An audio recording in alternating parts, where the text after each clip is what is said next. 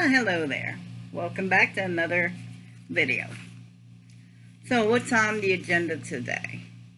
After yesterday's news, I can't help it. So we're going to start off with easy one. We're going to start off with a Lieutenant Governor Dan Patrick in that lovely red state. Oh, we've got a big one brewing here, don't we? He's offering $1 million to anyone who could provide evidence, comes forward with evidence of voters' fraud. Because you see, that's how a case works. You gather all you get your witness together, you get your testimonies together, you get all the things you need to present in front of the judge, and then you ask for tips to support your evidence. No. They're asking for evidence because they have not found any. The only time you put a reward to solve a crime is when you have nothing left to go on. So you're asking for outside tips. It's a cold case file. So Dan Patrick, Texas, they don't have nothing. What this is going to mean is that people are probably going to make up a bunch of stuff to probably get that $1 million. I think, what's his name? Ted Lieu, something Lieu. Lieu.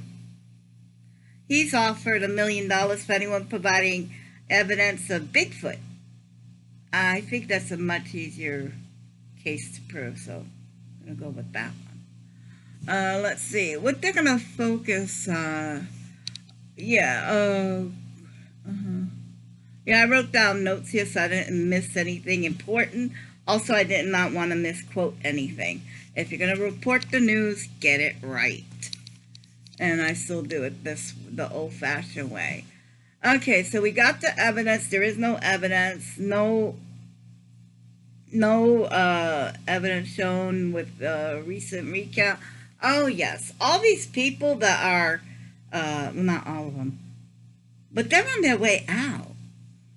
The people that are throwing themselves at this are basically moving on to they're either retiring. I think, pretty sure, let's see. I apologize. No real evidence, correct. Okay, I already covered the no real evidence.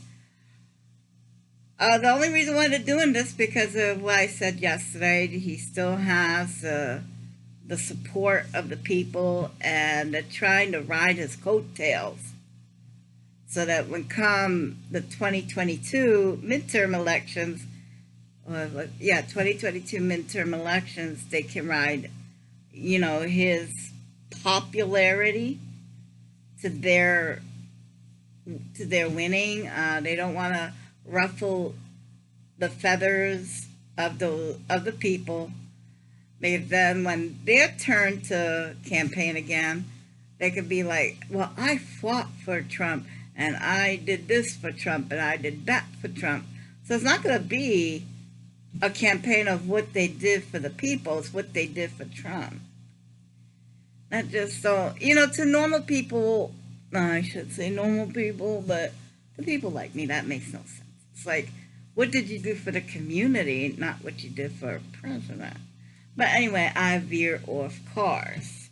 Instead of being focused on the pandemic, on the transfer of power, they're throwing themselves on a track to appease a temper tantrum billionaire. He's not really a billionaire, let's face it. He's just a washed up game show host. He's never done nothing on his own. He's been given so more money than God should allow, and he still ends up flat on his face. So what can we expect of this? Well, history's gonna write everyone that's backing Trump, everyone that's saying Trump has a right to do this. History's gonna record those people as the people who tried to undo the American experiment, the people who tried to tear America apart, the people who tried to change the USA as we know it to something of an authoritarian society.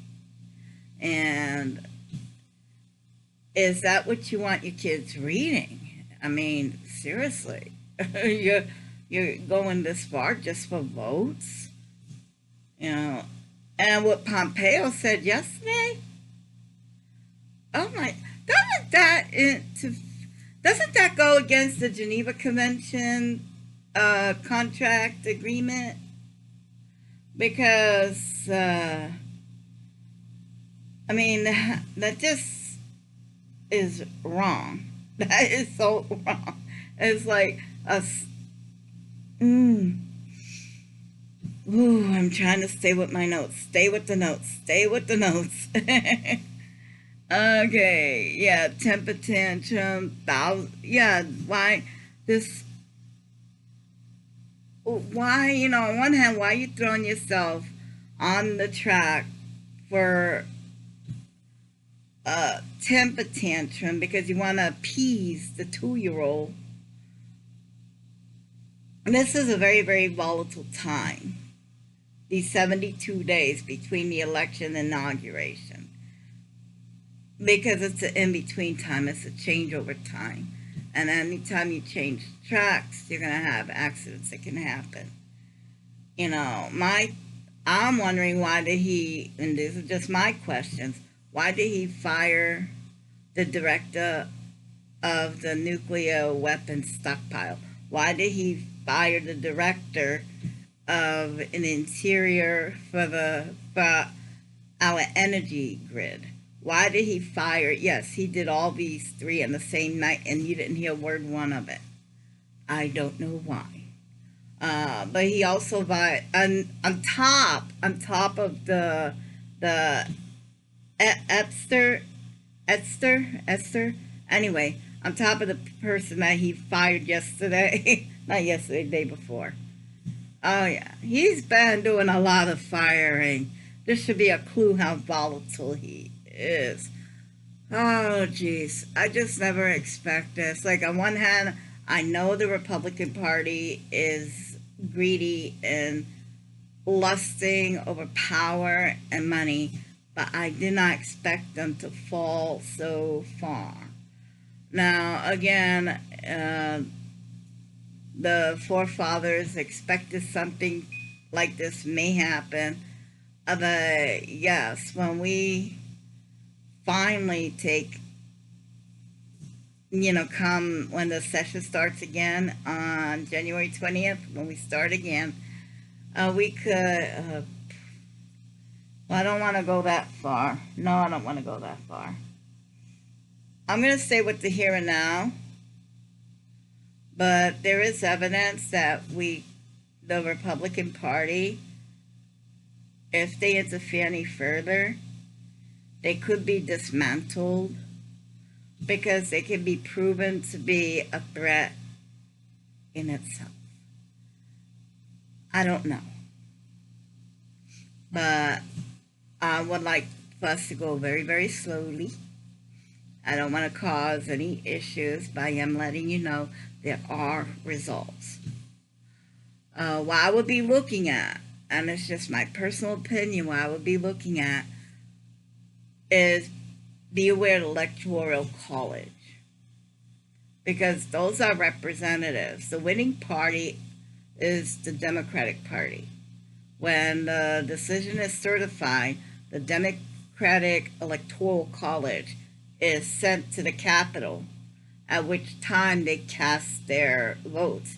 That is why that Trump is trying to stop these votes from being certified, because you cannot pick your Electoral College until the votes are certified.